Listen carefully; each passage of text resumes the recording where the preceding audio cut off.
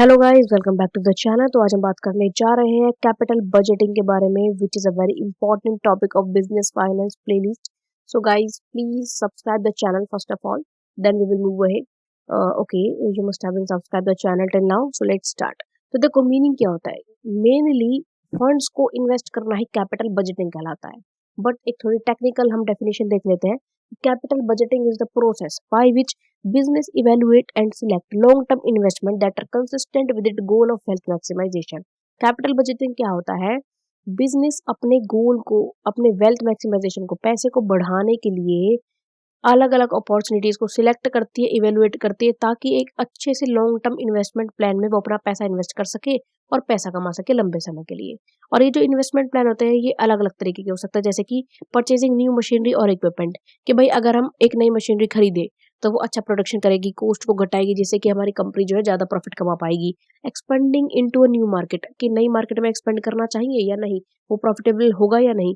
Launching a new product, लेने एक नई तरीके का प्रोडक्ट लॉन्च करना चाहिए या नहीं। कंस्ट्रक्टिंग अ न्यू फैसिलिटी, कोई नई फैसिलिटी सर्विस प्रोवाइड करनी चाहिए या नहीं। तो कौन सा प्रोजेक्ट हमें प्रॉफिटेबल होगा या नहीं, इसको हम इवेलुएट करेंगे, सिलेक्ट करेंगे और अपने वेल्थ को मैक्सिमाइज करेंगे। यही हमारा कैपिटल बजटिंग कहलाता है।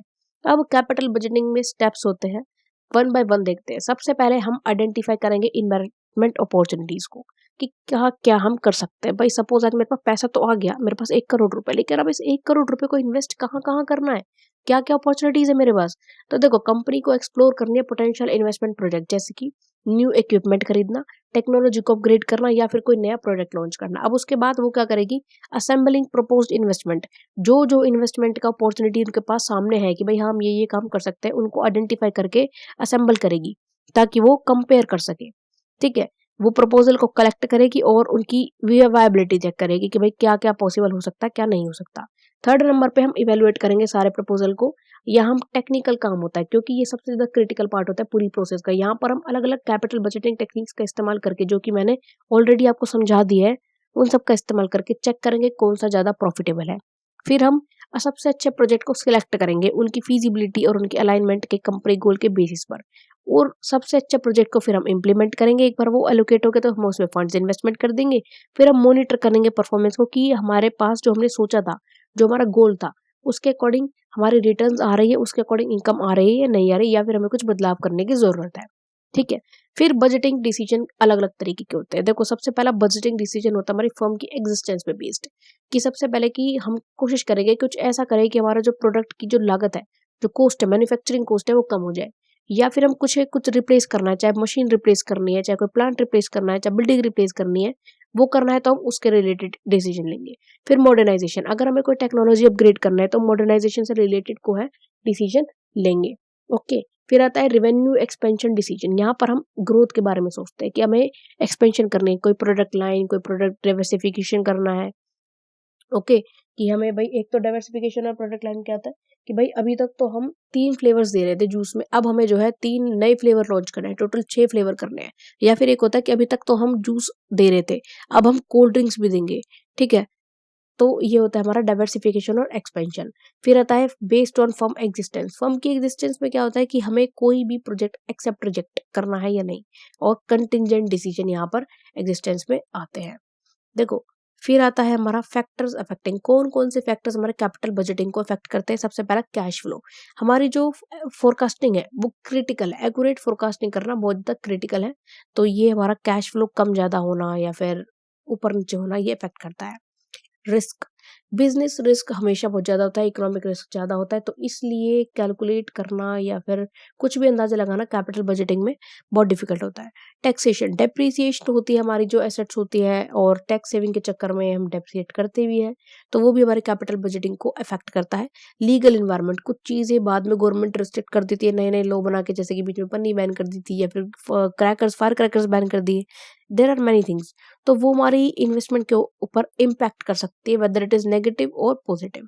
फिर फंड्स की अवेलेबिलिटी, कभी हमारे पास फंड्स है, कभी नहीं है, तो इन्वेस्टमेंट भी तो हम फंड्स के अकॉर्डिंग करते हैं ना, तो वो भी अफेक्ट करते हैं कैपिटल बजटिंग को। In fact that is the main thing that affect mostly of our capital budgeting plan. फिर आता है व्हाई इट इज इंपॉर्टेंट, क्यों इंपॉर्टेंट है ह्यूज कैपिटल इन्वॉल्वमेंट। क्यों? क्योंकि हमारे पास कैपिटल बहुत ज्यादा है, इतना ज्यादा पैसा अगर हमने कहीं गलत जगह इन्वेस्ट कर दिया तो कंपनी बर्बाद हो जानी है पक्का।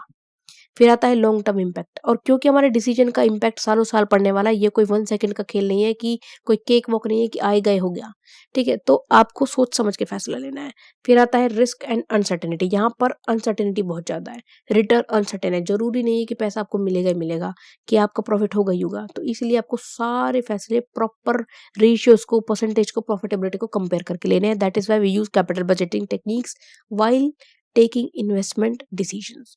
फिर कहता है वेल्थ मैक्सिमाइजेशन, क्योंकि कंपनी को अपना पैसा बढ़ाना है, शेयर होल्डर्स के लिए बढ़ाना है, कंपनी के प्रॉफिट के लिए बढ़ाना है, सर्वाइवल के लिए बढ़ाना है, तो we have to think twice before investing such a huge amount in any investment plan. फिर लिमिटेशंस क्या होती है कि फ्यूचर कैश फ्लो जो होता है डिफिकल्ट होता है प्रोडिक्ट करने के लिए कि कितना पैसा आएगा, ये कोई नहीं बता सकता, ठीक है।